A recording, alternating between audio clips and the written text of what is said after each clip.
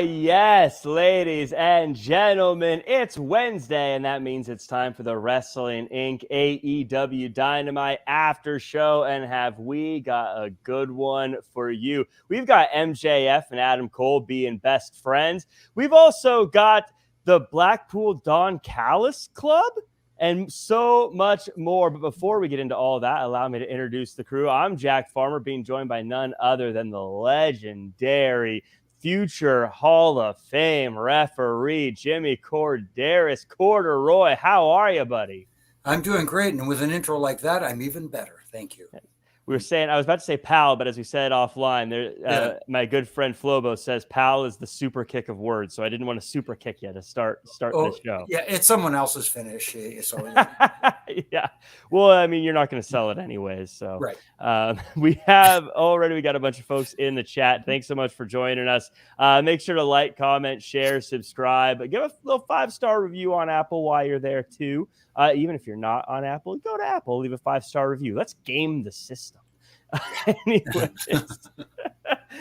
Anyways, let's get into some news here. Not a whole lot of big news. The only real news I saw, a couple things. The ratings came out for Collision, and they are down a little bit. Came out to 452,000 viewers across the 2 hours, down 24% from the previous week. And then in the demo, it came out to 0.13, down 37% from the previous week. Now, I know that if you're just reading these out loud, it sounds like doom and gloom. But, Jimmy, I feel like as the show's on for a little bit, probably going to drop a little bit more even before it settles into its final numbers. I guess it will. And again, you got to remember, it is a tough time slot. Saturday nights between 8 and 10 p.m., it's difficult, especially now that at least in WWE, premium live events / pay-per-views are on Saturday nights as well.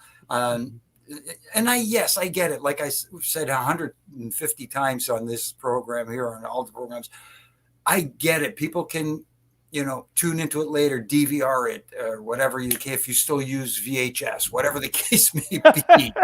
Wow. You know what I mean? You can watch it later. Not in the demo if you're using VHS, by the way. Exactly. But hey, you never know. But again, this is a TV market, and there's a lot of wrestling programming on television nowadays. So it's tough to gain that audience, and people get settled into certain nights, and you know what I mean? And there's a lot of people who are married and want to stay married. So you can't watch wrestling 7 nights a week. Right. And again, I think it's one of those things where the show starts, everyone's interested. What's it all about? What am I going to see? You get that big number for the first episode. It's going to drop a little bit because people have now seen it and the mystery is gone. And then as it goes on, you're going to settle all the people who are really just trying to figure out where they're at or where they're at with it, or if they're going to record it or whatever, are going to start sifting out. And I'm not a ratings expert. I have a feeling it'll probably end up steadily around the 250 mark. And I'm just guessing. I'm not an expert. I'm terrible at these kind of things, but that's just my prediction. No, but my only issue with that is that good enough for the people at Turner? Would they be happy with those numbers? Maybe it is something to think about, changing time slots, especially on a Saturday, and try to reinvigorate that audience at that, and reinvent the 6:05 time slot like they used to back in the day. Yeah, it'd be fun if they're able to get that going. Frankly, I think the shows have been great. I think they've been doing a really good job, but yeah, that's just a brutal time slot. I don't know if my work, and I think a lot of people who are on this channel's work, keeps them away, because a lot of us are in wrestling or in events or things like that. So Saturdays are going to be tough for a lot of us in general. One of the reasons why we didn't cover the shows these past 2 weekends, because we're busy. Stephen Camp, though, throwing out tape trading like the good old days. Tape trading was actually the good old days. I'll be honest with you. If I go into my crawl space and pull out some tapes, man, I could only imagine what's in there. You can't explain it to kids these days. And I know I'm feeling like the old guy, but like I've always said, you would get a tape because you'd find out the one wrestler you like is on it. But then you'd see all these other wrestlers and you'd be like, who is this? What are they? Who are they? Well, this is crazy. And like, it opens you up to then it's like a tree that just branches off into all these different directions. Right? This is so cool. This stuff that I get to watch and see. And tape trading was just fun. It was a fun time. Absolutely. We're spoiled with, I always compare it to my Spotify playlists. Like back in the day when I had CDs, I loved all my music. But now that I have all my music available at all the times, I only really like 5% of the songs on there. You know what I mean? I just keep skipping. I put random, I keep hitting skip, even though I used to just listen to everything. But now, I hear you. Dylan in the chat. We're gonna be taking some more chats today. I like being loosey goosey with the chats. Sure. Jimmy. So I'm gonna pull a bunch of them up. So by the way, if you're watching, feel free. Don't just lurk. Throw in a comment. Here's a pro tip though. If you comment about the part we're talking about, more likely I'm going to pull it up. Also, if you say jerky things, I'm probably just not going to pull you up. So just be aware. Know how to play the game. Say something that we're going to want to talk about. That's time to play the game. Time to play the game. Dylan, though, says, why have the wrestling internet dirt sheets been saying for the past 2 pay-per-views that Randy Orton is returning to WWE and he hasn't returned yet? Dylan, I don't know how to pronounce your name. I apologize. But I think that this is a very good lesson in maybe don't trust everything you read on the internet. That's very true because, like you and they're careful with the wording too. Rumor has it, we've heard that it possibly could return at, whatever, Money in the Bank, or he could return at whatever pay-per-view it might be. Oh, now we're going to probably have information that he may be returning at SummerSlam or whatever so you have to take everything with a grain of salt. Yeah, it's there are definitely certain sites that tend to be a little bit more reliable than others, but even then you got to be careful about what you're reading. I always say, especially with wrestling, because wrestling in general is such a I always compare it to the magic business, because you're always trying to trick people, look over here while this is happening and whatnot. And so even if you're hearing things from a reliable source, you don't know if they're really just trying to get you to think one way so that something else plays out a different way, if that makes sense. No, it does make sense. It makes sense to me, at least anyway. Yeah. So yeah, when you hear someone saying Randy Orton may be back, it may be because they're trying to get you to think something so that when something else happens, it primes you. So you just got to be careful. Just don't believe everything you read on the internet. Yeah. And just to let you to capitalize on that, you look at some of the surprises we got at this past premium live event at WWE. They were nice surprises because they didn't leak out. Yes, 100%. Jeffrey Sullivan, by the way, saying Jimmy Korderas is my all-time favorite referee, bar none. Jeffrey, thank you so much. That means a lot. It honestly does. I'm not just saying that. That's very cool, because there's been some awesome referees that I've learned from that I respect and look up to. Yeah. Well, like I said, I'm going to keep beating the drum until eventually you get that phone call from Stanford and they're like, Jimmy, Hall of Fame time. And then I'm going to be there clapping from my living room when I watch the, well, maybe I'll be there. I don't know. It depends when it happens. Wherever it happens. Yeah. Maybe it'll happen in London, England. You never know. I'll be there in London. No, I should be. I'll be if you go in. I'm going over there, Jimmy. It's good. I'll be there for you, clapping. Awesome. The Rock will be like, "Can I come in?" Like, sorry, the last ticket was sold to a guy named Jack Farmer. Sorry, Rock, get out of here. But you're number one on the wait list. Yeah. Yes, just stay tuned for that. But we also real quick, also as everyone is building up in the chat, Diamante, a wrestler who's been seen a lot on it was on AEW Dark a lot, kind of a staple there. Also has now been on Ring of Honor a lot. It looks like Fightful is reporting that she has signed a long-term, or I guess she went from being a tier 0 deal, is what they called it, to a full-time contract. So hasn't been on Dynamite a lot per se. Just hasn't been on Dynamite a lot, not per se. I should have ended it right there. Hasn't been a lot on Dynamite a lot, but I just wanted to bring this up, Jimmy, because as you know, you have to put in so much work before you get one of these contracts. And a lot of times it's stuff a lot of people don't see. And so I think it's great that she's got the opportunity. She's got the contract, and just congratulations to her for a lot of hard work that she's been putting in, even if she's not on the network television shows. Yeah, but it would be nice to see her on the network television shows. And that's one of the issues here. I don't think, other than, like you said, on AEW Dark and on their web programs, they don't utilize the women enough. They have a strong women's division. They do. They have some really talented women there that they think need to feature more, because I thought with Rampage and now Collision, we would see more of them here's an opportunity to do that, to showcase your ladies.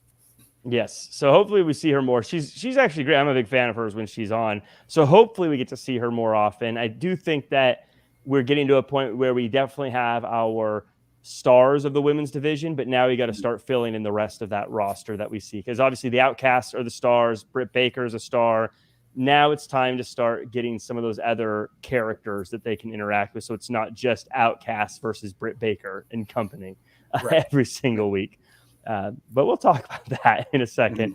One more time before we get into the show. Thank you, everyone who's with us. Like, comment, share, subscribe. And if you're here in the chat, thank you for joining us. If you're lurking, feel free to say hi real quick.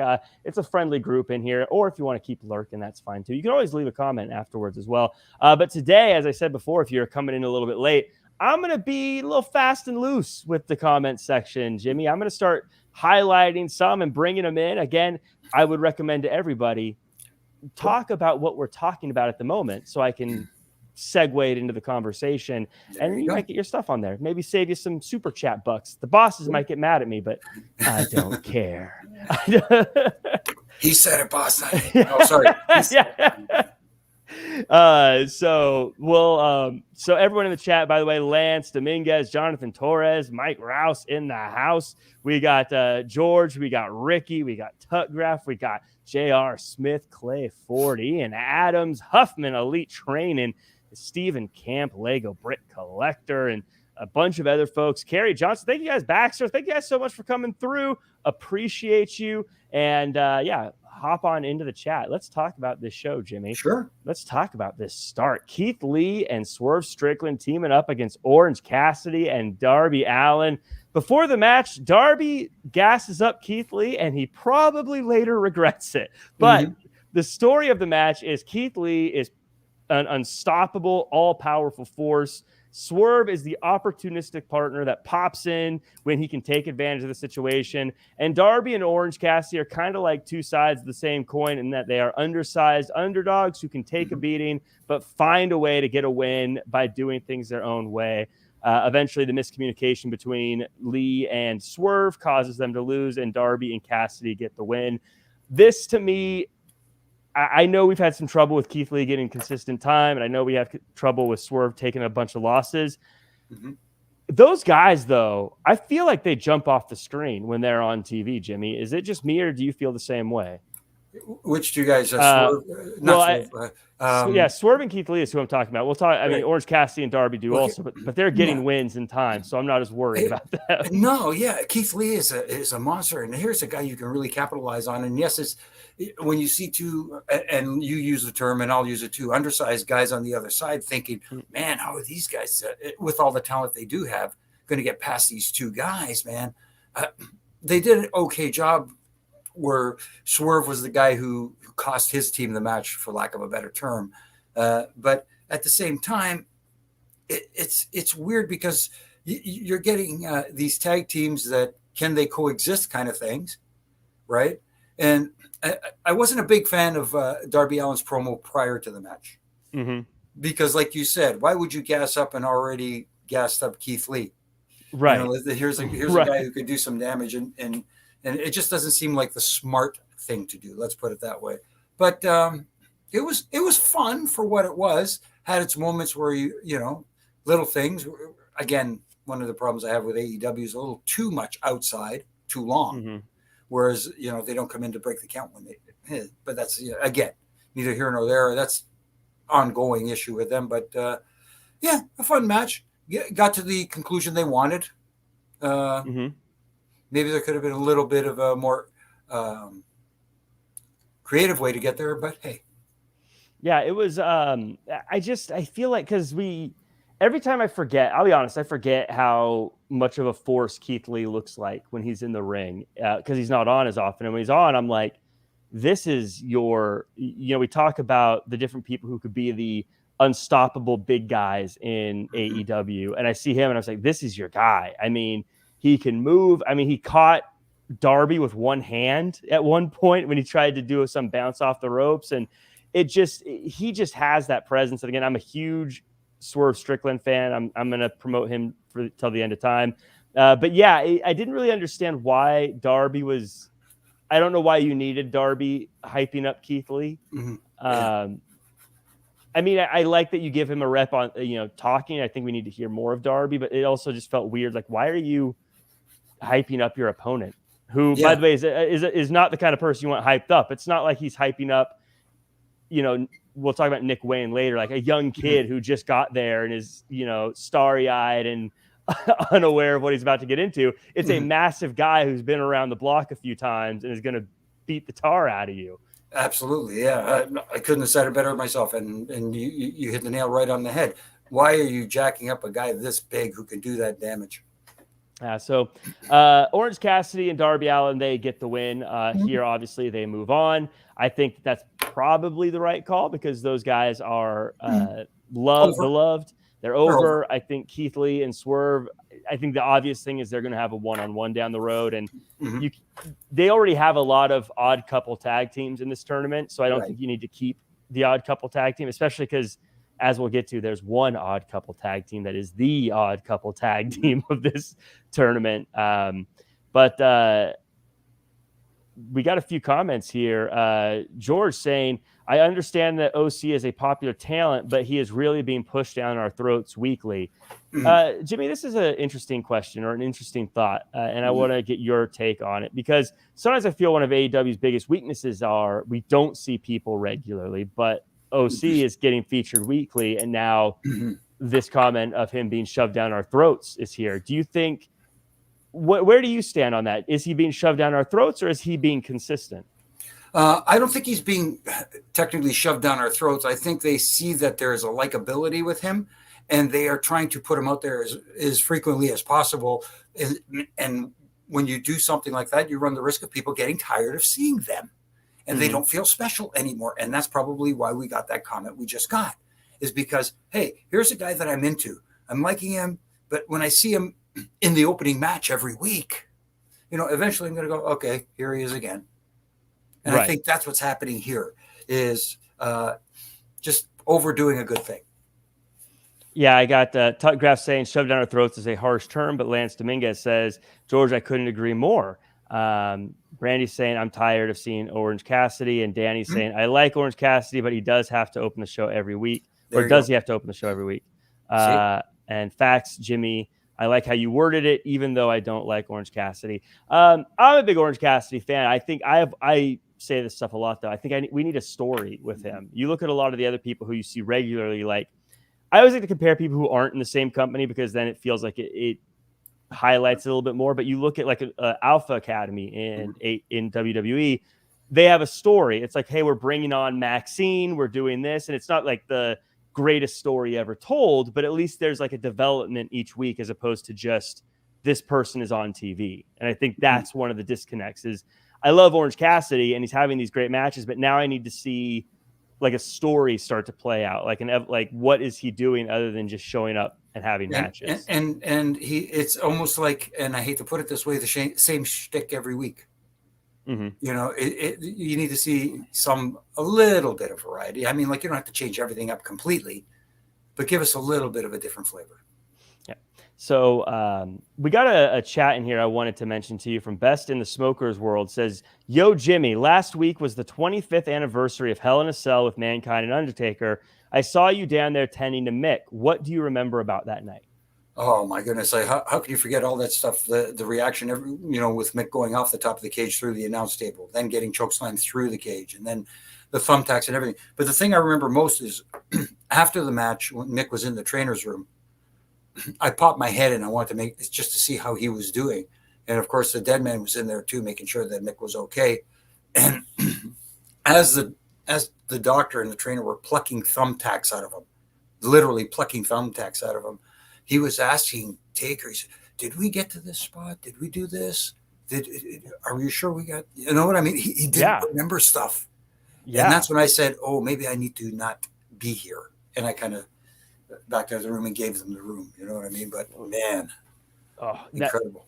That is one of the most iconic matches of all time. I think hands down. And it's so, you talk about storytelling in a match and whatnot. And I know it's easy to say like, oh yeah, you got throw like these big, painful, hardcore situations, but it wasn't just that. It was like the way he came back after being taken to the back, you know, and climbing up, and just these constant moments of like, oh my goodness, they're gonna do this, you know, oh my goodness, they're gonna do this. And it's such a roller coaster of a match. It's really, really, I think, just one of the most iconic matches of all time in pro. Oh yeah, absolutely. Especially back when you were watching it live, because that was the first time I really saw thumbtacks and stuff too. So I was like, what is this? I know. And I learned right away, not very into thumbtacks. No. Not a big fan. But yeah, a lot of people. Jeffrey Sullivan, best Hell in a Cell match in WWE history, all time. Tuck Grass saying all time. Tell me one better. And then OC. Ian says OC is the Naruto of AEW. I don't know who Naruto. I mean, I know I can picture him, but I don't really know the character. But so I'll take your word for it. We're gonna transfer to Nick Wayne. So, guys, let me know your thoughts on this Nick Wayne vignette. But Jimmy, while we're waiting for them to come in, Nick Wayne is this kid, and I feel very, very fortunate. He grew up in the Pacific Northwest, my neck of the woods, and I've been able to see just a little bit of what this kid has been able to do in my short time. And I got to they showed a bunch of clips from him versus Swerve at Defy Wrestling. I actually did the ring announcement for that match. So I was there I was behind the curtain. I'm going to be honest. I was behind the curtain, but eventually I was like, I'm just going to sneak out from behind the curtain. I'm going to watch this thing instead of being on the monitor. I'm going to watch it live. They tore the house down. It was absolutely incredible. And that's when Swerve said, July 12th, I'm going to be your first match. And I've had that date circled on my calendar. Are we going to get Nick Wayne versus Swerve Strickland? We are.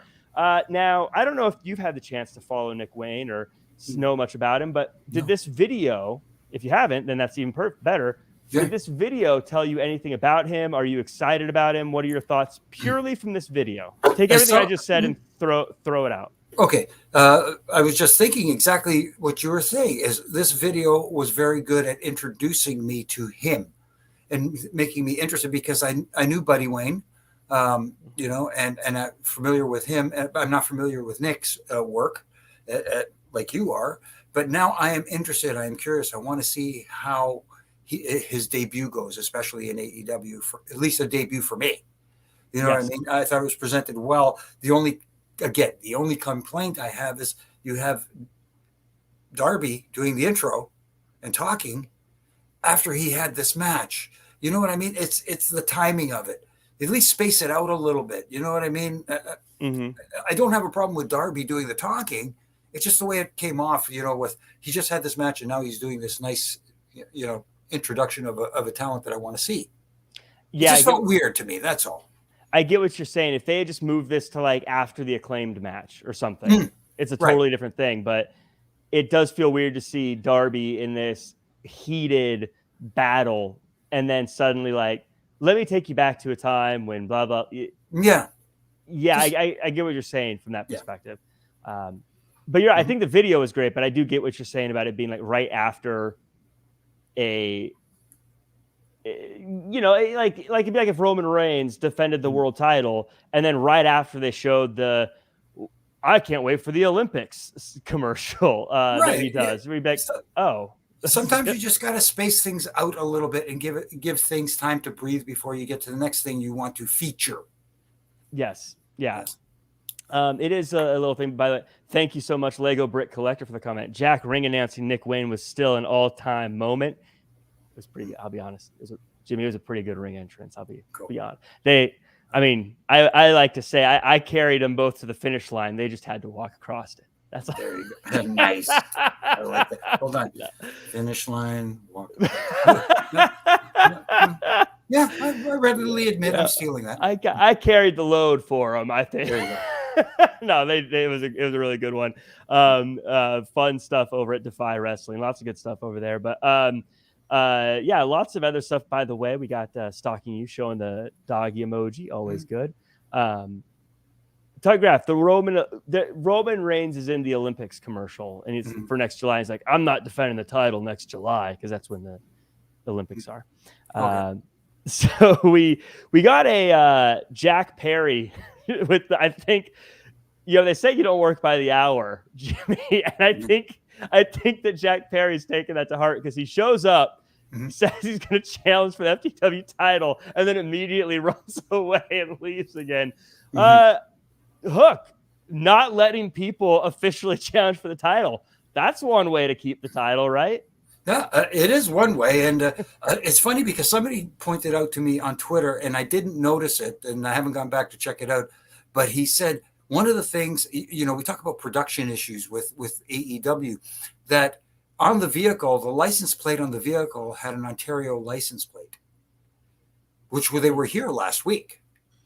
Oh, so they filmed it last week. Apparently, I didn't notice it. I'm taking this person's word for it who buzzed me on Twitter and said, hey, the vehicle that Jack Perry was in had Ontario plates. And I'm like, oh boy. And if that is the issue, if that was the case, they need to work on these production issues. I get what you're saying. I'll let that one slide. I didn't notice. I wasn't paying attention. And I'm Canadian too, so I know the difference in the license plates, but I wasn't really paying attention to that. So, but the fact that they noticed that kind of makes me go, well, I guess they weren't interested in the brawl. Right.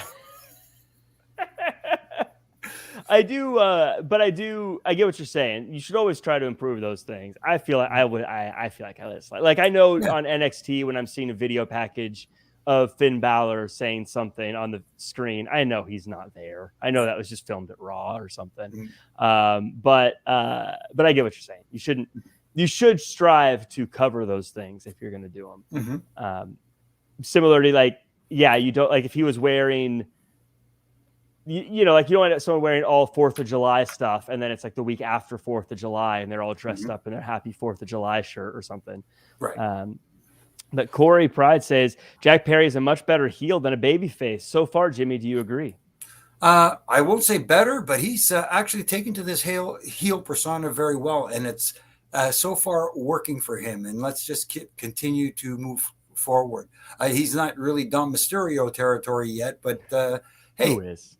Right now, yeah, exactly. Other than Don Callis. But yes, I was going to say that too. But hey, he's embracing the role, and it feels good. Are you getting when he was talking? I don't know if maybe I am just falling for everything that is pro wrestling, but I am getting very much Christian vibes from him. The way he speaks and carries himself as a heel now, like what he says and how he's acting, feels very much like something I could imagine Christian saying. And I wonder if while he was working with Christian, if he was giving it advice or feedback, or if he's kind of in Jack Perry's ear a little bit. And I mean this in a good way. Like because obviously Christian's had a pretty good career, so he's someone you should probably listen to. But I feel like I'm noticing that. I don't know if it's just because they've been teamed before, and so I'm sort of projecting, or if anyone else sees that. But I feel it. No, I could see how you're feeling it, and if that is the case, good for Jack Perry to be going to Christian. And I hate to admit it because it's Christian, but hey, Christian is great at this. He knows how to get people to antagonize an audience, especially an audience that wants to like you. He knows how to, So if he is getting some advice from Christian and he's listening, good job. Yeah. I mean, Christian, the guy wearing a sleeveless turtleneck, the most heel thing that has ever been done, I think, in all of history. Yeah. I mean, sure, MJF splashed a kid with vodka, but did he ever wear a sleeveless turtleneck? Yeah, that's just not even I would do that, and I know nothing about style. Corey Pride giving me some credit. Good observation, Jack. Ian says facts, Jack, very Christian-like, and Tuck Graf saying Christian endures. I agree. Christian's very good at what he does. We got a match, and this one I'm so torn on this one, Jimmy. And so I'm interested in talking to you about it. It's the Acclaimed versus Blade and the Bollywood Boys. I am a fan of the Blade, and as a wrestler, obviously we all love the Acclaimed. The Bollywood Boys, I will tell you, are one of the most entertaining teams you will see live. I love the Bollywood Boys. And I'll tell you right now, if you are listening to this and the Bollywood Boys are at a show near you, go see them. They are so entertaining. But the whole time I'm watching this, I just can't unwrap my brain around why is the Blade and the Bollywood Boys a team right now? Right. Yeah, again, it's those little things. Why are they a team? I see why they are in the blind eliminator tag team tournament, because they're placed together randomly. This felt random without having to draw a name out of a fishbowl. Yes. And that's the thing. And the other, you talk about little things, and I love the Bollywood Boys. I think they're very, very talented. They're a lot of fun. But, you got to get together with the guys on the other side and say, are you guys wearing these colors? Because when both teams are wearing pink and white, it is a definite no-no in WWE. That's for sure. That would have never happened. And if it did, somebody would have had their ass chewed. Yes. Yeah, I agree on that too, because if you're new to wrestling, or like I said, I love when I go to wrestling shows, bringing people that don't go to wrestling very often, because they see what wrestling's all about. And that's one of those moments where I could see my friends being like, who's against who, and getting confused very quickly. But with Blade and the Bollywood Boys too, I feel like I get you just need a third person, but at least get someone who like feels like they match. Like Blade and why are they a team? Like if you had, I don't know, Commander or Vikingo or someone who's just like, oh, this is the fun wrestler we're adding in here. I get it. But Blade is like a no nonsense, mean, bad guy bruiser. And the Bollywood Boys are these fun, high flying entertainment guys. It doesn't. Yeah.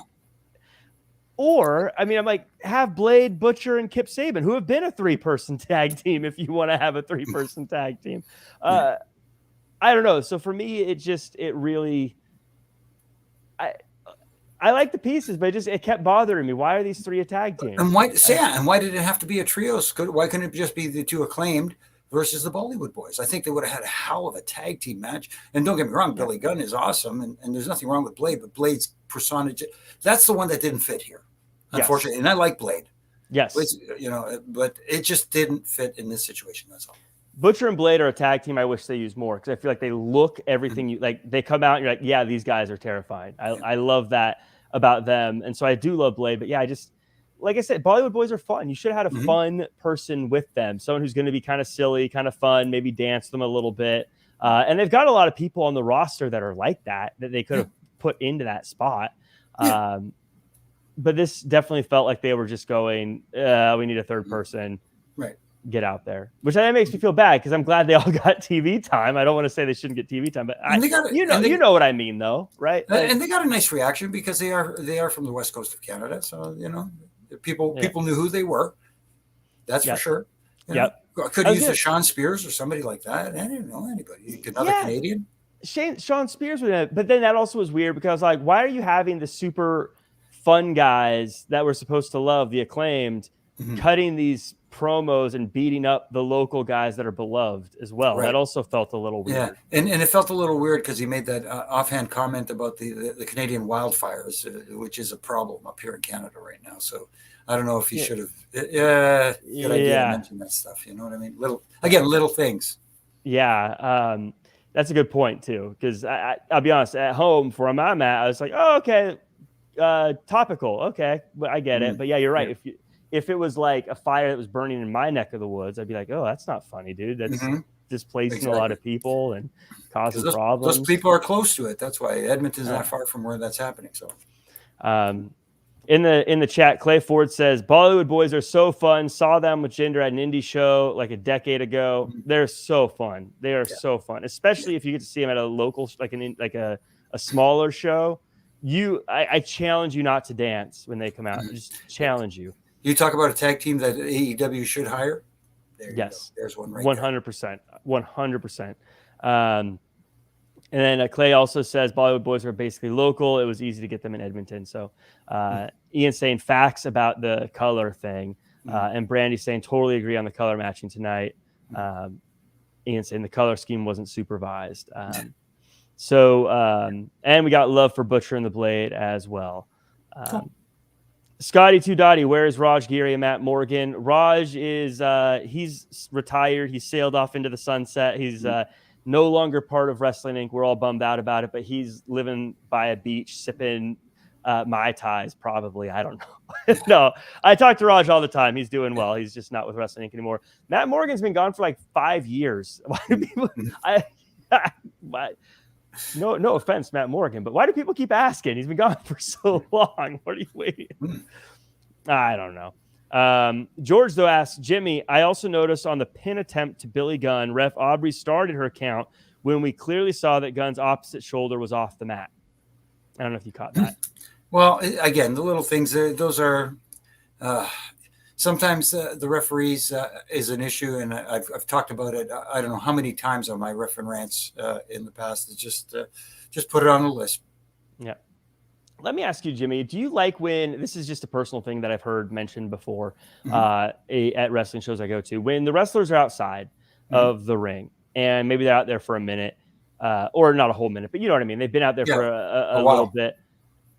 What is your thoughts on the referee leaving the ring to get them back in? Is that something they should be doing, or do you think that the referee needs to stay in the ring at all times? Or how do you feel about that? It's a tough call because you got to kind of feel your way through it, so to speak, especially if the guys are taking longer or the gals are taking longer than they should out there.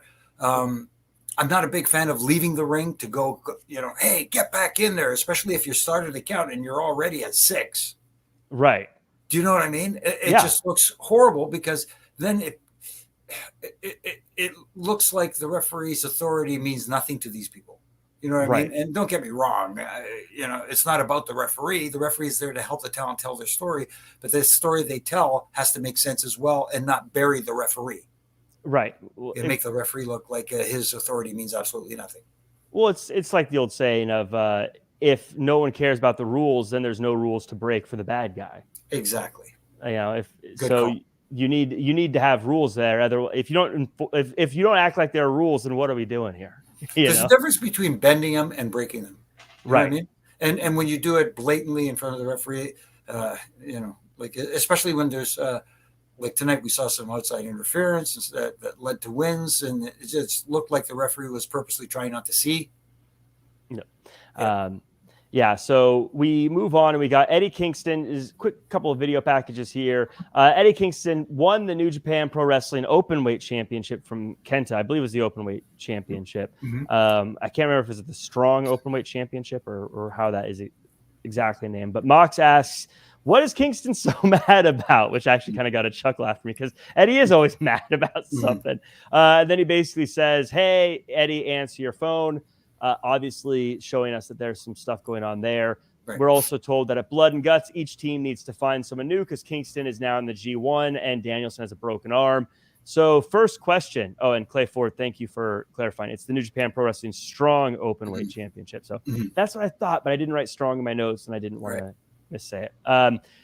So Jimmy, first off, what are your thoughts on them talking about Eddie Kingston winning a championship in another company? I feel like in the Monday Night War days, people would win championships in other companies and you wouldn't mention it on TV, but here they are. Do you think it's a good idea, or do you think why are we talking about another company? Well, they've had a bit of a relationship, so to speak, with New Japan, and that hardcore audience know that what is the Forbidden Door? Yes, thing that they do. So it kind of blends in with that, but at the same time, you can look at it from another point of view where, hey, here's one of our guys going to their company and taking one of their titles, making our guy look good, you know, and you can look at it that way. And I guess, they have this working relationship with New Japan, and hey, if it works for them, it works for them. But the only thing is, it seems to cater to that hardcore audience, which is fine. You want your hardcore audience entertained and to buy in, but at the same time, you have to draw others in. So I'm going to put you on the hot seat. I'm going to put everyone in the chat on the hot seat. I want your guys' takes here too. Each team needs a new person on their team. Any predictions, or let's make it more fun. Let's make it more fun. Not who do you think actually would do it, but who's someone you maybe would like to see in there too, even if it's not realistic. Oh my goodness. So with the Blackpool Combat Club, they need someone to fill in for them. Yeah. Oh my goodness. Who can go in there? I feel like a lot of the people I'd like for them to be on that team are already on other groups, so you couldn't do it. But I would love to see. I feel like someone like a Brody King would fit in the Blackpool Combat Club really well. Just a big, hairy, mean bruiser kind of guy. Or Josh Woods is someone who's been on was on Dark a bit on Mhm. Rampage. And he looks like he's kind of got the look of a Blackpool Combat Club guy, but he's Right. not necessarily, I don't know if he's going to turn a lot of heads yet. Right. His career's still getting there. But you know who was supposed to be on Forbidden Door Mm. and didn't get a match because Adam Cole got sick is Filthy Tom Lawler. I'd like to see that fella fill in. I think he would fit in perfectly with the Blackpool Combat Club. Yeah, maybe so, and or maybe you get somebody from another faction, so to speak. Maybe you get a Malachi Black decides he wants to join in for some reason, and he's got his others hanging around, lurking about. Huh, I don't know. Well, I like this one. Well, Clay Ford says Josh Woods is so good. He'd be a great in BCC. Tutgrass saying Goldberg. I'd actually love Goldberg, and I don't know which side I'd like him on because he'd be so out of place on the Elite. So I'd kind of get a giggle out of it. But actually, I could see Goldberg as part of the Blackpool, as kind of just being a muscle powerhouse for the Blackpool Combat Club and sort of running in and spearing people. That would be an interesting one. Yeah. Maybe not having lots of matches, but he's just the guy that kind of comes in and beats people up and whatever. It would shock a lot of people if someone like a CM Punk joined the Elite, but anyways, I doubt that's happening. Yeah, I don't think that's going to happen. No. Man. See, that's a tough one. It wouldn't happen either, but if CM Punk was on the Blackpool Combat Club side, that could be our segue into what a lot of people are waiting for anyways. John Morrison fits with the Elite, Secular Belt says. I could see that. Yeah. Punk or Will Ospreay, that could be good too. Oh, Will, yeah. Matt Taven, put Hook with the Blackpool Combat Club. My other thing with Hook and Blackpool Combat Club, Hook's so lovable. Like, people like him, and the Blackpool Combat Club is... I feel like he's too cool for Blackpool Combat Club in the nicest way. Like, Blackpool Combat Club's too, like, we're dirty fighters, where he's like, I got cool hair and chicks dig me. I don't know. Yeah. I don't know if that makes any sense at all. Yeah. Nah, yeah. It doesn't make sense, but I know what you're saying. Thanks for leaving me high and dry. Sorry there. Baxter says David Arquette and Goldberg. Ooh, Santana and Ortiz on opposite sides. Dalton Castle would be great in the Elite. Dalton Castle's so entertaining. I'm a big fan of Dalton Castle. But yeah, lots of fun ideas. Luchasaurus and Wardlow for no reason. Okay. Interesting ideas there, but it'll be fun to see who they put in there. It'll be interesting to see if they go with big names to like kind of turn heads, or if they do go with maybe lesser known names to try to give them an opportunity on a big stage. Right. Because that could be the case too. So we move on, and real quick, we have this random person tag team tournament that's happening, and Matt Hardy gets teamed with Jeff Jarrett. Jimmy, on paper, I'm kind of frustrated with this because it's clearly just the enemies or partners tag team tournament is what it really is. Yeah. But at the same time, I'm really entertained by everything that they do in it. What are you thinking about this? Exactly what you said. The first part, it's not every team has to be, hey, it's these guys on opposite sides of the spectrum that don't like each other that have to tag together. We got that with pretty much almost all the tag teams in this tournament, right? Yeah. All of them except for the one tonight that lost, that we'll get into in a second. Yeah, exactly. But when you do it too often, then it just, like you said, it's, here we go, two guys that don't get along. Can they coexist? It's the same complaint we have in WWE when they do that sort of thing where they have two guys on opposite sides of the fence having to team together. And, of course, in commentary, can they coexist? Right. That's what we're getting too much of here. When you do something too much, it doesn't feel special. Well, I think it takes away it doesn't feel authentic. Like, obviously, they're not really making these tag teams up at random, but when all of them just happen to be bitter rivals, you may as well just call it like the tag team turmoil tournament, where it's like that was the whole premise to begin with, instead of pretending it's random and it just so happens that they're all enemies. How about this? Instead of picking names out of a fishbowl to make it look random, how about you end up teaming with the person you faced in your last match? You have to team with that person. Perfect. or something along those lines. Because then it feels like we know that this stuff is all put together. We know it's not random, but like Right. at least let me suspend the disbelief a little bit, Exactly. But Matt Hardy and Jeff Jarrett probably be one of those teams that is super entertaining. So I'll probably be okay with it. I think those two know how to make it work. Yeah, they'll be. Again, I think this whole thing's going to be entertaining, especially when we get to the part that I loved. I don't know how you feel about it, but Chris Jericho says he's been taking a lot of L's, and Alberta is the place to restart. He traveled the roads of Canada. I'm guessing he hung out with Jimmy Korderas for a minute, realized that he wants to be the best Chris Jericho ever. And then we get Don Callis coming out, and man, people have feelings about Don Callis. Asks him to join the family, and Jericho says maybe. That said, later, Sammy Guevara and Daniel Garcia are going to be a tag team in this tournament, and questions about the future of the JAS are being asked. So the big question first, Jimmy, is JAS over? Well, I don't know if it's over, but there is dissension there. And there is some disagreement, especially when you have someone like Chris Jericho, who came off as a babyface a lot tonight, especially being in Canada. You thought he would. I know that he did. You figured he was going to get cheered being in his home country. That's just what you expect, but it's also where Don Callis is from, and that didn't happen for him, but that's a completely different story altogether. But it's just another situation where does every faction have to have an issue? Sometimes factions can coexist for a long time without having any issues. I get that you plant some seeds and you have a little, is there something going on here? Is there a little bit of a dissension going on here between these guys? But it's just, again, happening too much.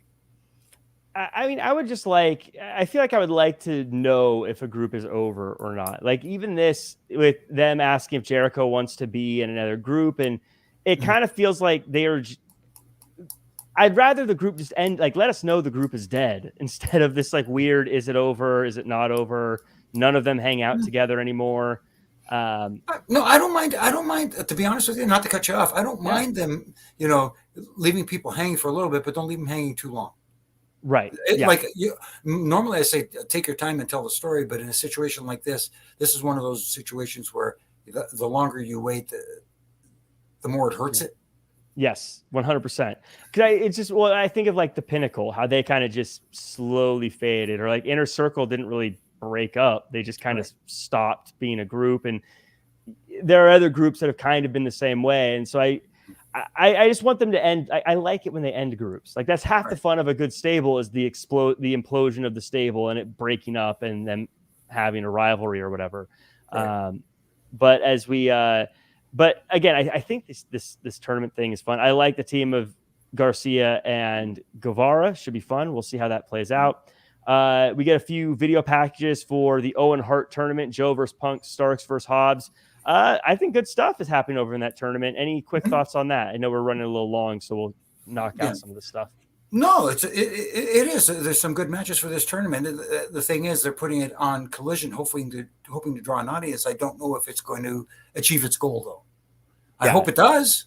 I honestly hope it does. But this might have been something better suited for their biggest show where their biggest audience is. It could have been better utilized on a Wednesday night and let people see it. Yeah, I agree. But I'm a big fan of a lot of people in this tournament. So it's kind of one of those double-edged swords where now I like everyone. I want them all to win. So I'm never going to be fully happy, but I'm never going to be fully disappointed, if that makes sense. So this was my favorite part of the night. And guys, and the girls in the chat, let me know what you thought. Jimmy, I can't wait to talk to you about this. I have no idea what your opinions of this are going to be. But Adam Cole and MJF are the most fun thing in pro wrestling I've seen in a little bit here, probably since Sami Zayn joined the Bloodline. First off, they're working out together, and Cole is kind of being a jerk, but realizes that him and MJF maybe have a little bit more in common than he wants to admit. Roderick Strong is saying, "Hey, bro, what's going on?" He's like, "No, it's cool. It's cool." But then they have their tag team match, and they have the birthday party, and I just thought there's wrestling and there's sports entertainment, and I was heavily sports entertained with all this, Jimmy. No, I was too. I thought it was very entertaining. And here's the thing, though, for me, as much as I was entertained and enjoying it, in the back of my head, I'm going, okay, this thing has to blow up at some point where Adam Cole is going to end up facing MJF for that AEW championship. But I don't want to see it happen right now. And I'm going to be more hot at them breaking up as opposed to who does the breaking up, if you know what I mean, because they're taking away an entertaining duo away from me. And yes, they can be entertaining as foes as well, but they showed me what they could do when they're together, working on the same side of the fence, so to speak, and putting their differences aside. That has been fun. Yeah. So well, I think you and I are on the same page. Like now I'm like, I don't want them to break up. I want them to be a team for a while. I want to, when he was like, should we have another like bro sesh? I was like, yes, do another bro sesh somewhere else. But one of the things I really loved about this too, the gym, is I kind of like how they were kind of playing into the fact about Adam Cole, I think, and how much he can lift and work out. People talk about him having to hit the gym. I think that they were kind of taking shots at the people who say that by having him do a bunch of reps and doing a bunch of lifting and working out, and MJF being impressed by the guy, and just the whole thing. The fact that in a very Eddie Guerrero-esque way, people like rooting for MJF to get Adam Cole to cheat. And like, there's only one Eddie Guerrero, pump the brakes a little bit, but you know what I mean? That cheat Adam Cole, cheat. Absolutely. But in the chat here, we got a lot of people saying it reminds me of Owens and Y2J Friendship Fest. Great storyline by Peter. Ian said the Friendship Fest part. Chris Evans saying it would be a nice touch to get Britt's take on this new friendship. That'd be very interesting. But it also is playing into the old stories of how both of them hate Tony Schiavone and stuff like that. I thought it was just really well done. I thought this was just and really fun. And the birthday celebration. I'll be honest, I was really kind of touched when he's like, "Happy birthday!" and the streamers and all. I was like, "Oh, that's so nice of him." See, and that's the thing that I'm talking about. When eventually this blows up, and it will, and one of them will turn on the other, there won't be heat there. There'll be heat on the fact that they took away an entertaining tag team away from us. Yes. Well, so, but whoever does the turn then is probably, I don't know. Should be the heel, but should be, yeah. But they're going to be the de facto heel only because they broke up a fun team. Lego Brick Collector says this is incredible. Tutgraph called me out saying Jack just asked himself to pump his own brakes. I'm fair. I tell everyone to pump the brakes, even this guy. Britt Baker versus Ruby Soho in the Owen Hart tournament. Promo by Britt Baker says, "You can't take my pride," and reminds Ruby that she beat Ruby in the finals last year. This time around, though, Ruby has the Outcast, and they use a ton of hijinks to get the win over Britt Baker. And next time, we're going to get Sky Blue versus Ruby Soho. I like this one, Jimmy, because I like the way this panned out. I thought the shenanigans got a little bit much in this one. But I will say I like the overall outcome because while I'm a big Britt Baker fan, I feel like Britt Baker was kind of a whole division unto herself for a very long time. And I think the more we can get other people doing stuff, the better for right now. No, absolutely. I agree. And I thought the ladies worked hard. It wasn't maybe as some people are saying, as good as their match in the finals last year. But they worked their butts off. They had a heck of a match. But like you said, a little too much shenanigans going on the outside. It seemed to be the theme of the night. Too much of a good thing made it feel unspecial. Limit your shenanigans and save it for the finish, which where she got the assist from the outside. The only thing is, and I hate to do, again, the Brothers in Stripes, where they position themselves where they look like they're intentionally positioning themselves not to see something. Right. And that's just me, how I feel. You know what I mean?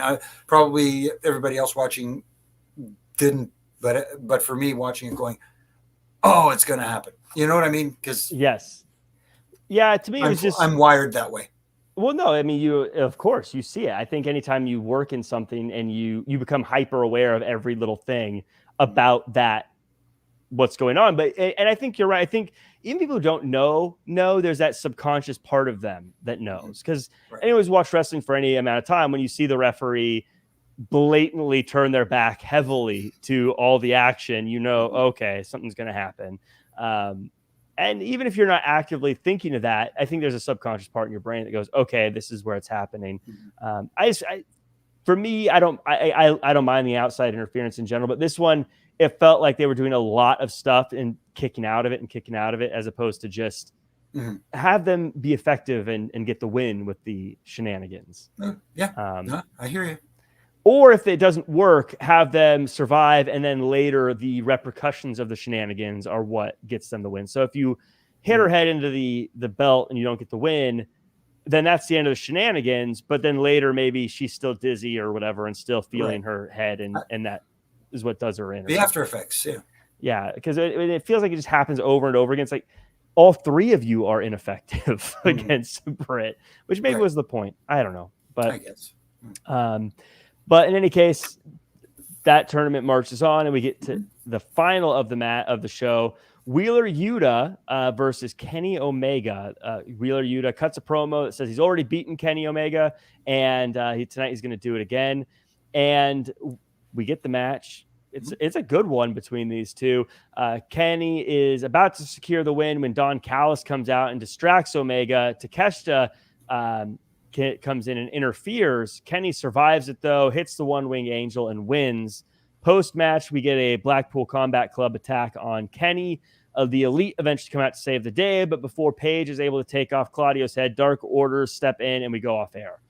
I know what you're going to say to this one. I know how it's going to end, but take it away. What were your thoughts? No, I enjoyed the match. These guys had a heck of a match, and there were times where they had me believe that Yuta might win this thing. And that's the challenge. That's the thing. Where you have matches and you say, well, I don't see so-and-so winning and I don't see so-and-so winning.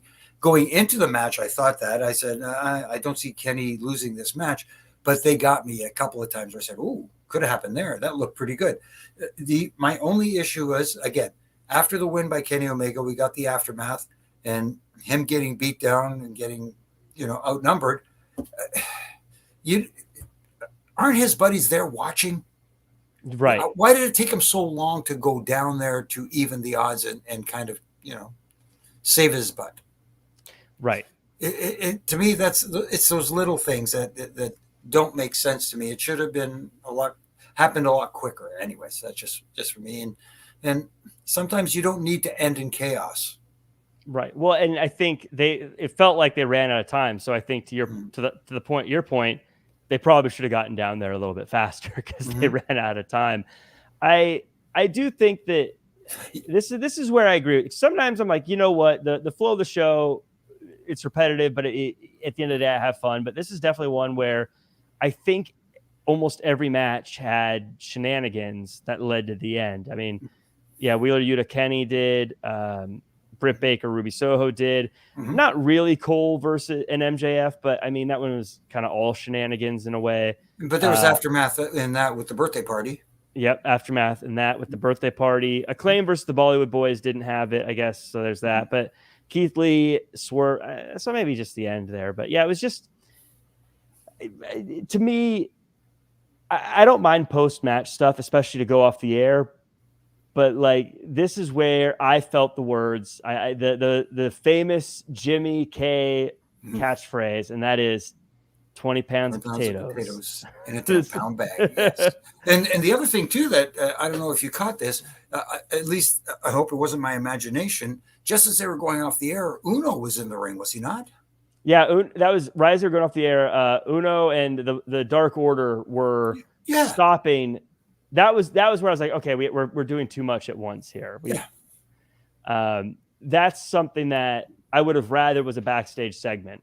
Right. Them saying, "Hey, dude, don't go out there," or whatever. I don't know how they could have done that, but it feels like there's a lot going on, especially because I'm not sure if Callis's team is part of the Blackpool Combat Club or not. Like, they're so closely related, but he's calling it like the Callis family, but they're also kind of with the Blackpool Combat Club, and then there's the Elite, but there's also kind of the Dark Order, and it's kind of a confusing situation where I think for me, there's a lot of these post-match things where they're saying this is the story, where I think what we need is some mic time and some segments and some things to sort of explain what the situation is between these guys. Yes. I feel like this is where a Paul Heyman would come out and say, I am not part of the bloodline. I am the wise man who speaks on behalf of the tribal chief. I would like a Don Callis say, look, I am not part of the Blackpool Combat Club, but we have a mutual interest right now, or something to just explain that, okay, I get what this is right now, or whatever that case may be. No, agreed. At the end of the day, though, I had a lot of fun watching this episode. No, there was a lot of fun, but again, it's those little things that, for me, sometimes while I'm enjoying something, it's like, okay, why did they have to do that? Yeah. Did you see that? They could have done that a little different. Just little things. They need to work on to tighten some screws. Yeah, it's it was very, very entertaining. I always say that, and I mean this in the best way, AEW is like the world's best indie show with a network television production. And I think in a lot of ways, that is how it comes across. Right. But I think when you're a weekly TV show, you have to adjust certain things because the indie show style isn't meant to be seen every single week. It's meant to be seen sporadically when the indie show is in town. You know what I mean? And you get away with certain things on those shows because, yeah, it's fun, that's cool. But when I'm seeing it every week, that's where I think some of the episodic television aspects should be filtered in, if that makes sense. No, it does make sense to me. You are almost preaching to the choir, my friend. So we got a few things here as we sign off. Ian says, facts, Jack. I'm always going to highlight the things that agree with me. Of course. Best Paul Heyman impression ever. I don't know if I'm the best at impressions, but I'll take it, Tuck Graf. Paul is awesome. It's just, and he's so open to everybody. It's funny. Like I'd be, when he was in charge of SmackDown, he would, when I had an idea to throw at him, he'd always listen and sometimes actually incorporate. He is, I always say he is the very best of, he's the very best on the mic when it comes to selling something. He could sell any show on planet Earth, and I'll be like, yeah, he's going to get me to tune in. He's the awesome. Best. Now, as we sign off, Jimmy, let me know your overall thoughts on the show and where the world can find you. And everyone in the chat, let me know your thoughts, and we will see what the show came out to. No, like you said, it is a fun show. It just needs to feel like more of a big time operation. Those little things, those screws need to be tightened. That's all. Other than that, like you said, it was fun. And just those little things that took me out of certain situations at times. As far as where you can find me, obviously here on Wednesday nights and Monday nights. Usually it's Triple J on Monday nights, and I think Triple J is back this coming Monday, so that should be fun. I believe so. Yeah, so that should be fun. Welcome Justin back. You can catch me, my good brother in stripes, Brian Hebner, and our host RJ as we do the Reffing It Up podcast on a weekly basis. Usually drops on Wednesday mornings, and this week what we did was we didn't talk about anybody in particular. We didn't have a guest. We took fan questions and we answered them. Ooh. Ask us anything, basically, segment. Did they ask you who your least favorite co-host on Wrestling Inc. is? No, they didn't. Not that I would answer anyway. Shame on you, everybody. You should have said that. You know me. I'm Canadian. I won't bury anybody. But anyway, except Shawn Michaels. But anyway. And also you can catch me on my social media platforms every day from Monday to Friday doing my Ref and Rants, where, again, it's a critique to help tighten screws, not to tear down, but to hopefully help lift up. Yes, and I definitely recommend everyone check those out. You and me have been doing the heavy lifting at Wrestling Inc. here the past few days, Jimmy. Past couple of weeks, you and I just carrying the load here. Go. So feel free to leave a 5-star review. Everyone's saying Jack and Jimmy are carrying the load. 5. Everyone, thanks so much for joining us in the chat. We got Bernie DC, Tuck Graffy, and Adams. Ricky Zaldivar saying 7 out of 10. Jeffrey saying decent episode. Lego Brick Collector 100%. I think that's something else, but I already highlighted it, so I'm putting it up there. Okay. Clay Ford, great show, 7.5. Lego Brick Collector says 7. And we got a few others here. George saying 7. and 7.5, 7. Lots of good stuff in there. So everyone, again, thank you to Ricky, Ian, Lego Brick, Clay, George, Dream Realm Studios coming in late, Secular Belt, and everybody else. Appreciate y'all. You can find me at Real Jack Farmer across all social media, including Spill and Thread, the 2 new ones. I haven't really posted anything yet, but every time I see a new one come up, I have to sign on and park my name over there. But we'll see if they last. I don't know. I'm over there though. You can follow me, like I said, at Real Jack Farmer. I think I'm on the SmackDown after show this week. It's on my calendar. I got to double check if I'm doing that one too. But I should be there. Also had a chat with EC3 this morning that should be going up on the site. And that's what makes you just you and me. That's EC3 awesome line. It was a fun chat, so you guys will be in for a treat when that's up there. Follow at Wrestling Inc. for all your news, and we will see you on Friday for the After SmackDown.